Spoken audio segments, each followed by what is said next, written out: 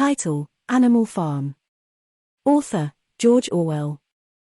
Chapter 1. Mr. Jones, of the Manor Farm, had locked the henhouses for the night, but was too drunk to remember to shut the potholes. With the ring of light from his lantern dancing from side to side, he lurched across the yard, kicked off his boots at the back door, drew himself a last glass of beer from the barrel in the scullery, and made his way up to bed, where Mrs. Jones was already snoring. As soon as the light in the bedroom went out, there was a stirring and a fluttering all through the farm buildings. Word had gone round during the day that old Major, the prize middle white boar, had had a strange dream on the previous night and wished to communicate it to the other animals. It had been agreed that they should all meet in the big barn as soon as Mr. Jones was safely out of the way. Old Major, so he was always called, though the name under which he had been exhibited was Willingdon Beauty, was so highly regarded on the farm that everyone was quite ready to lose an hour's sleep in order to hear what he had to say. At one end of the big barn, on a sort of raised platform, Major was already ensconced on his bed of straw, under a lantern which hung from a beam. He was 12 years old and had lately grown rather stout, but he was still a majestic-looking pig, with a wise and benevolent appearance in spite of the fact that his tusks had never been cut. Before long the other animals began to arrive and make themselves comfortable after their different fashions. First came the 3 dogs, Bluebell, Jessie, and Pincher, and then the pigs, who settled down in the straw immediately in front of the platform. The hens perched themselves on the windowsills, the pigeons fluttered up to the rafters, the sheep and cows lay down behind the pigs and began to chew the cud. The 2 cart horses, Boxer and Clover, came in together, walking very slowly and setting down their vast hairy hoofs with great care lest there should be some small animal concealed in the straw. Clover was a stout motherly mare approaching middle life, who had never quite got her figure back after her 4th foal. Boxer was an enormous beast, nearly 18 hands high, and as strong as any 2 ordinary horses put together. A white stripe down his nose gave him a somewhat stupid appearance, and in fact he was not of first-rate intelligence, but he was universally respected for his steadiness of character and tremendous powers of work. After the horses came Muriel, the white goat, and Benjamin, the donkey. Benjamin was the oldest animal on the farm, and the worst-tempered. He seldom talked, and when he did, it was usually to make some cynical remark. For instance, he would say that God had given him a tail to keep the flies off, but that he would sooner have had no tail and no flies. Alone among the animals on the farm he never laughed. If asked why, he would say that he saw nothing to laugh at. Nevertheless, without openly admitting it, he was devoted to Boxer. The 2 of them usually spent their Sundays together in the small paddock beyond the orchard, grazing side by side and never speaking. The 2 horses had just lain down when a brood of ducklings, which had lost their mother, filed into the barn, cheeping feebly and wandering from side to find some place where they would not be trodden on. Clover made a sort of wall round them with her great foreleg, and the ducklings nestled down inside it and promptly fell asleep.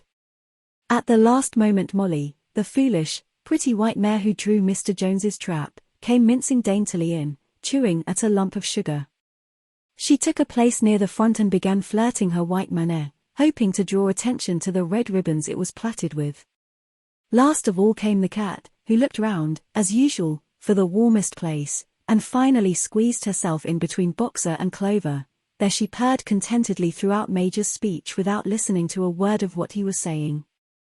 All the animals were now present except Moses, the tame raven, who slept on a perch behind the back door. When Major saw that they had all made themselves comfortable and were waiting attentively, he cleared his throat and began. Comrades, you have heard already about the strange dream that I had last night. But I will come to the dream later. I have something else to say first. I do not think, comrades, that I shall be with you for many months longer, and before I die, I feel it my duty to pass on to you such wisdom as I have acquired. I have had a long life, I have had much time for thought as I lay alone in my stall, and I think I may say that I understand the nature of life on this earth as well as any animal now living. It is about this that I wish to speak to you. Now, comrades, what is the nature of this life of ours? Let us face it, our lives are miserable, laborious, and short. We are born, we are given just so much food as will keep the breath in our bodies, and those of us who are capable of it are forced to work to the last atom of our strength, and the very instant that our usefulness has come to an end we are slaughtered with hideous cruelty. No animal in England knows the meaning of happiness or leisure after he is a year old. No animal in England is free. The life of an animal is misery and slavery, that is the plain truth. But is this simply part of the order of nature? Is it because this land of ours is so poor that it cannot afford a decent life to those who dwell upon it? No, comrades, 1,000 times no. The soil of England is fertile, its climate is good, it is capable of affording food in abundance to an enormously greater number of animals than now inhabit it. This single farm of ours would support a dozen horses, 20 cows, hundreds of sheep, and all of them living in a comfort and a dignity that are now almost beyond our imagining. Why then do we continue in this miserable condition? Because nearly the whole of the produce of our labor is stolen from us by human beings. There, comrades, is the answer to all our problems. It is summed up in a single word: man. Man is the only real enemy we have. Remove man from the scene, and the root cause of hunger and overwork is abolished forever. Man is the only creature that consumes without producing. He does not give milk, he does not lay eggs, he is too weak to pull the plow, he cannot run fast enough to catch rabbits. Yet he is lord of all the animals. He sets them to work, he gives back to them the bare minimum that will prevent them from starving, and the rest he keeps for himself. Our labor tills the soil, our dung fertilizes it, and yet there is not one of us that owns more than his bare skin. You cows that I see before me, how many thousands of gallons of milk have you given during this last year? And what has happened to that milk which should have been breeding up sturdy calves? Every drop of it has gone down the throats of our enemies. And you hens, how many eggs have you laid in this last year, and how many of those eggs ever hatched into chickens? The rest have all gone to market to bring in money for Jones and his men. And you, Clover, where are those 4 foals you bore, who should have been the support and pleasure of your old age? Each was sold at a year old, you will never see one of them again. In return for your 4 confinements and all your labor in the fields, what have you ever had except your bare rations and a stall? And even the miserable lives we lead are not allowed to reach their natural span. For myself I do not grumble, for I am one of the lucky ones. I am 12 years old and have had over 400 children. Such is the natural life of a pig. But no animal escapes the cruel knife in the end. You young porkers who are sitting in front of me, every one of you will scream your lives out at the block within a year. To that horror we all must come: cows, pigs, hens, sheep, everyone. Even the horses and the dogs have no better fate. You, boxer, the very day that those great muscles of yours lose their power, Jones will sell you to the knacker, who will cut your throat and boil you down for the foxhounds. As for the dogs, when they grow old and toothless, Jones ties a brick round their necks and drowns them in the nearest pond. Is it not crystal clear, then, comrades, that all the evils of this life of ours spring from the tyranny of human beings? Only get rid of man, and the produce of our labor would be our own. Almost overnight we could become rich and free. What then must we do? Why, work night and day, body and soul, for the overthrow of the human race. That is my message to you, comrades: rebellion.